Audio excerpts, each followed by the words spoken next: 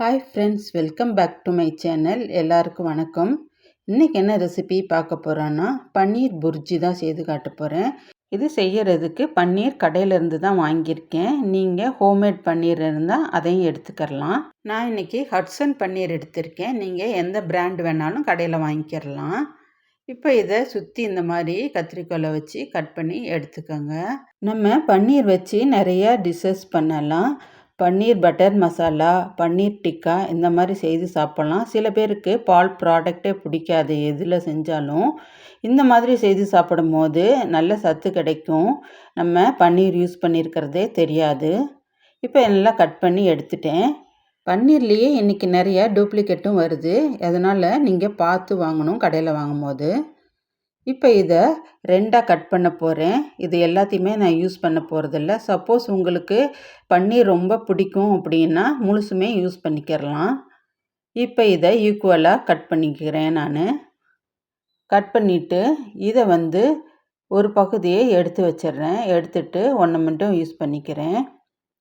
உங்கள்கிட்ட கேரட் சீவுறது இந்த மாதிரி இருந்துச்சுன்னா எடுத்துங்க. சின்ன சின்ன ஹோலாக இருக்கிற மாதிரி பார்த்துக்கோங்க.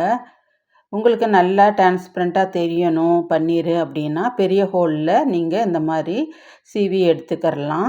நீங்கள் பன்னீர் பரோட்டா அந்த மாதிரி செய்கிறதா இருந்தாலும் இந்த மாதிரி ஹோலில் போட்டு சீவி எடுத்துக்கோங்க.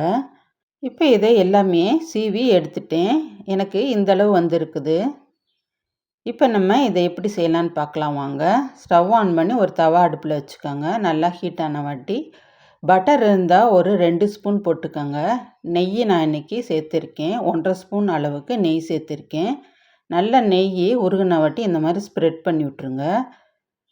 இப்போ நம்ம ஒரு 1/2 ஸ்பூன் அளவுக்கு சீரகம், பூண்டு தோலெல்லாம் எடுத்துட்டு கல்லில் வச்சு நல்லா இடிச்சிட்டு அதுக்கப்புறமா சேர்த்துக்கோங்க. நீங்கள் பொடியாகவும் நறுக்கி போட்டுக்கலாம். நறுக்கி போட்டிங்கன்னா சீக்கிரமாகவே கருகிரும் பூண்டு. இந்த மாதிரி பூண்டை தட்டி போட்டிங்கன்னா நெய்யோ பட்டரோ அந்த பூண்டோடு சேர்ந்து வேகும் போது அரோமா நல்லாயிருக்கும்.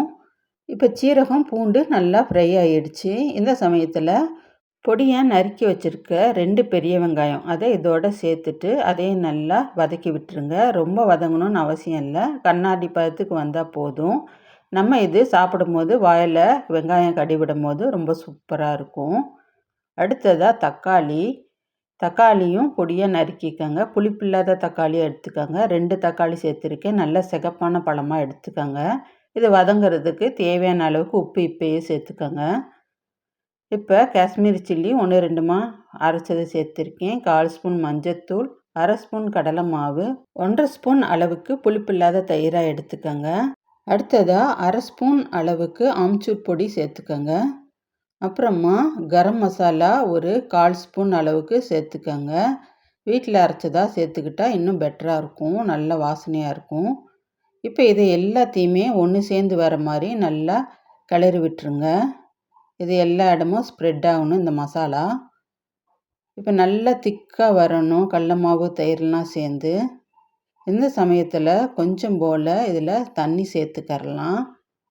சேர்த்துட்டு அதையும் நல்லா கிளறி விட்டுருங்க. கொஞ்சம் வெதுவெதுப்பான தண்ணியாகவே சேர்த்துக்கோங்க.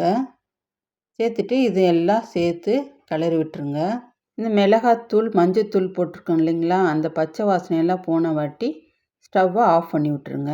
ஆஃப் பண்ணிவிட்டு இப்போ நம்ம துருவி வச்சுருக்க பன்னீரை இதோடு சேர்த்துக்கரலாம். அப்படியே கொட்டக்கூடாது. கொஞ்சம் கொஞ்சமாக கையில் எடுத்து நல்லா ஸ்ப்ரெட் பண்ணி போடுங்க. மசாலா சூடாக இருக்கிறனால ஒரே இடமா போட்டோன்னா அப்படியே ஒட்டிக்கிரும். இந்த மாதிரி போட்டுட்டு மெதுவாக அப்படியே கிளறி விடுங்க.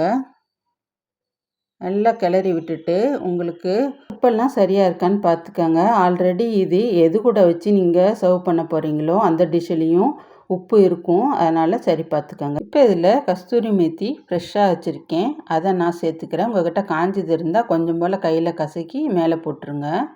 அப்புறமா கொத்தமல்லி இலை, புதினா இலை அதையும் கட் பண்ணி இதோட சேர்த்துக்கோங்க. அவ்வளோதாங்க, சூப்பரான பன்னீர் புர்ஜி ரெடி ஆகிருச்சு.